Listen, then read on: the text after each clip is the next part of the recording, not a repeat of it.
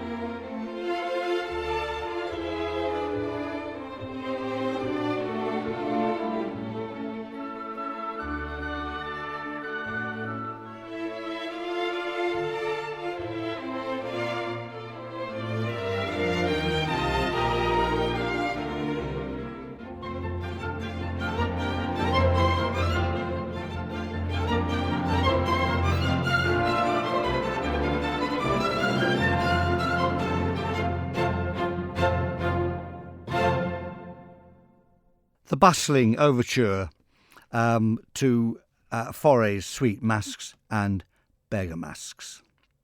And now a lovely piece which I have played probably 3 or 4 times over the years, but nevertheless, as one is looking forward to spring, it seems an ideal piece to play, and it's a very peaceful, lovely piece as well. It's Delius on Hearing the First Cuckoo in Spring, written in 1912. When in fact Delius was, of course, living in France. We tend to think of this as a quintessentially English piece of music, but any cuckoos that Delius heard in 1912 would have been French cuckoos. Nevertheless, it's the first of 2 pieces for small orchestra that he wrote that year. Delius on Hearing the First Cuckoo in Spring.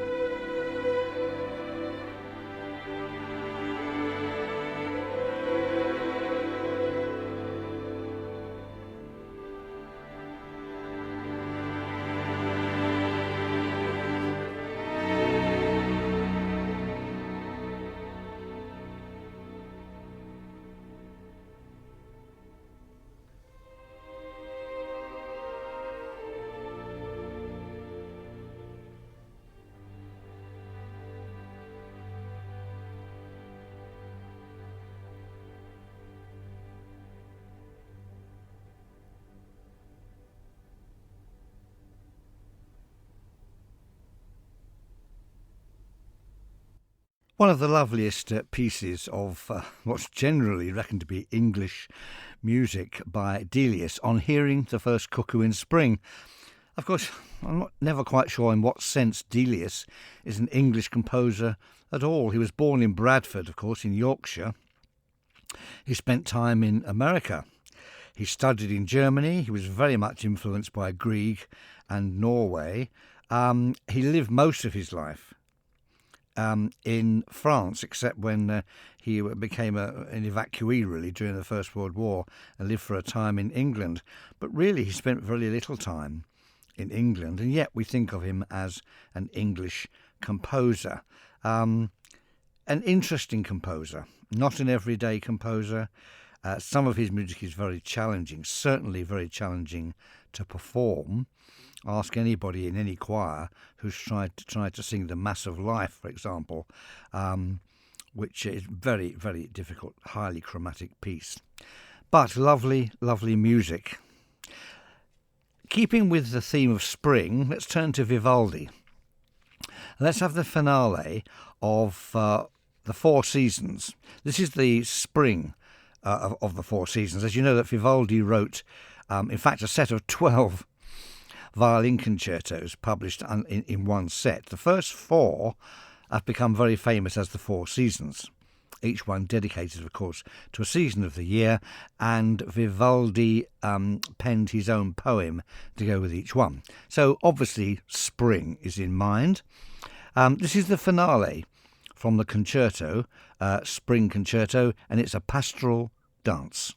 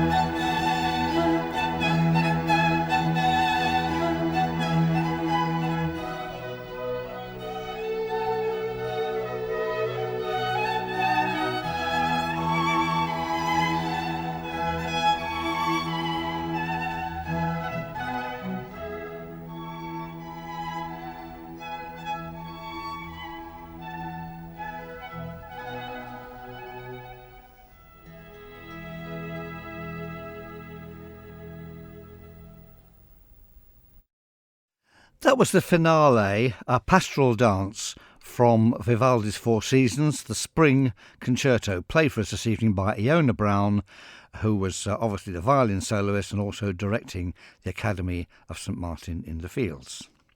Delightful piece. Now to one of the most famous pieces of music, I think, ever written, certainly one of the most popular. And it's a piece I've probably played only once ever, I think, in 7 years of these programmes. The composer is Rachmaninoff, and the work I have in mind is the Piano Concerto No. 2, and it's the Adagio Sostenuto. The concerto was written between 1900 and 1901, and it established Rachmaninoff's fame, particularly after the disastrous premiere of his first symphony, which resulted in him having basically a nervous breakdown and almost giving up composing altogether. Nevertheless, he came back with this wonderful concerto, and of course several more pieces as well. The rest, as they say, is history. Many people, of course, knew this piece mainly because it features very much in the 1945 film Brief Encounter. It's a wonderfully romantic piece. But forget all that. Try and listen to it as if you were coming to it absolutely afresh.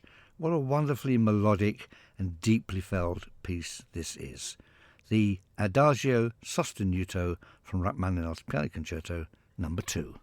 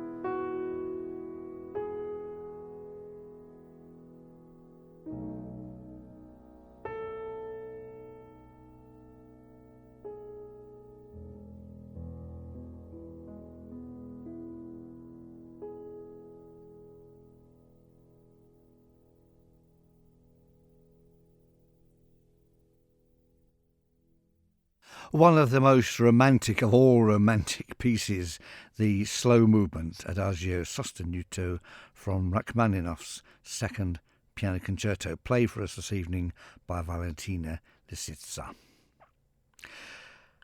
Where do we go from there? Well, an announcement first of all. This is something coming up very soon now for your diary. Saturday, the 15th of this month, 7 p.m, St Paul's Church, Ramsey. That's where you'll want to be. It's the annual concert of the Ramsey Choral Society, together with members of the Isle of Man Symphony Orchestra, conducted by Nigel Harrison. And they're presenting a very varied programme for your entertainment, ranging from the rather sombre but very beautiful Brahms Song of Destiny to Lars-Erik Larsson's A God Disguised with a narrator, an interesting 20th century choral piece. A wonderful piece of Mozart, 8 Minutes of Heaven, the Andantino from the Concerto for Flute and Harp, and then to complete the first half, Elgar's Delightful from the Bavarian Highlands, Elgar in his lightest possible mood. The soprano soloist is Karen Elliott, the baritone soloist is Matt Quinn. In the flute concerto, or flute and harp concerto, the flautist is Amaury Duplessis, and the harpist is Georgina Graham. The narrator for the A God Disguised, the Lars-Erik Larsson piece, is Manx Radio's Howard Kane. Tickets are available on the door. Children and students are free, and there will be refreshments included in the ticket price. It should be a fascinating evening of quite considerable emotional and stylistic range. So, Saturday, 15th of this month, just a couple of days ahead, isn't it? 7 p.m, Ramsey Choral Society's annual concert, together with members of the Isle of Man Symphony Orchestra, conducted by Nigel Harrison, St Paul's Church, Ramsey. Another very famous piece, which I'm dedicating, as I said earlier, to all the staff at Ward 8 in Nobles Hospital, where I spent a couple of spells in January. They looked after me splendidly. Here then is The Swan from Saint-Saëns Carnival of Animals, followed by the racy finale. Now, Saint-Saëns wrote this piece really as a bit of a joke, just to be played amongst friends. And he was horrified when it became so popular it almost eclipsed in popularity every other piece. A bestiary, he called it, a grande fantasia zoologique. Well, it's been one of his most popular pieces ever since, and it's extremely entertaining, even if he kind of regretted writing it. So here is The Swan, followed by the finale from Saint-Saëns Carnival of Animals.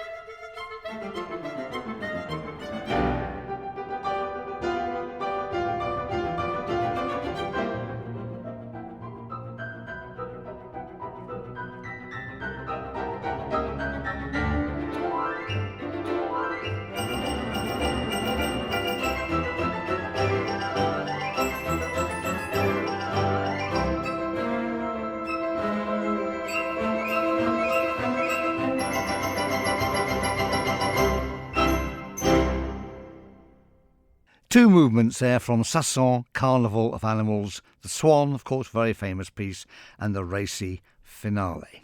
And now to the music of Benjamin Britten. I'm going to play the Keats sonnet to sleep from the Serenade, a piece that Britten wrote in 1943.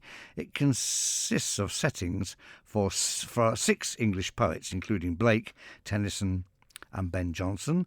It's scored for tenor, French horn and strings, although there's no French horn in this particular piece. The sonnet of Keats to sleep is just one of the loveliest pieces ever written. I absolutely adore this piece.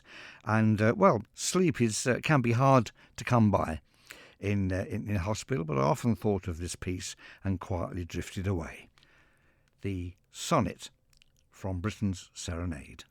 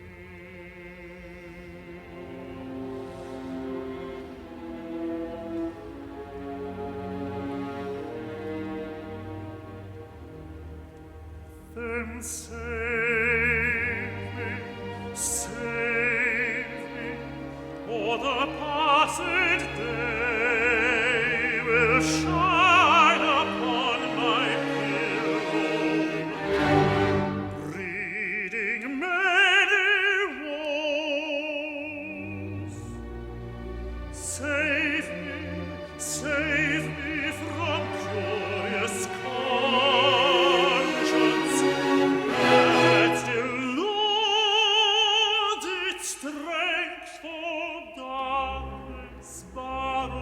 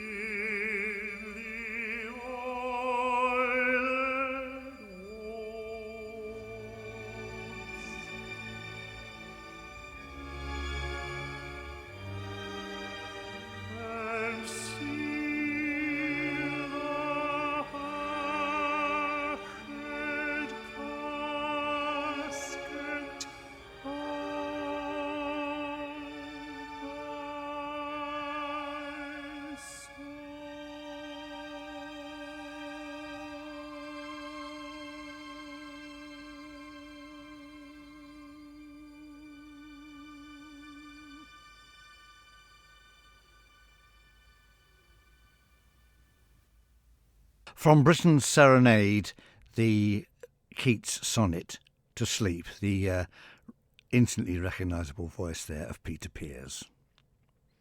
And now to Mozart, and a movement from, I think, probably my favourite piano concerto of Mozart, number 23 in A major. This is the finale, Allegro assai. I love this piece. It's an unstoppable flow of melody and exuberance.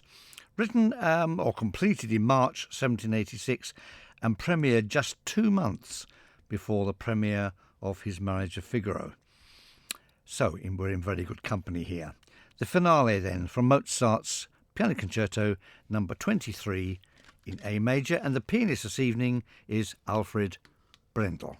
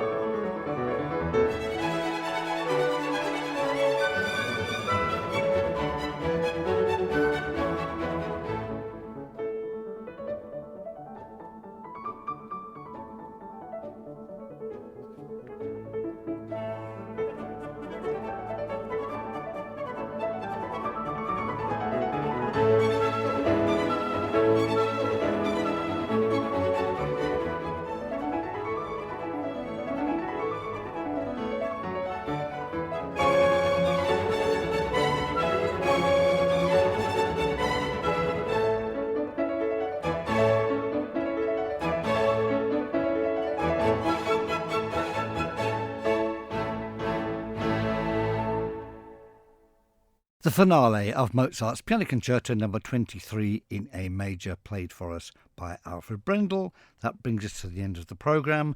Just something to play us out with. Please join me again next Thursday at 9. In the meantime, Len Stevens, Hurly Burly. Goodbye.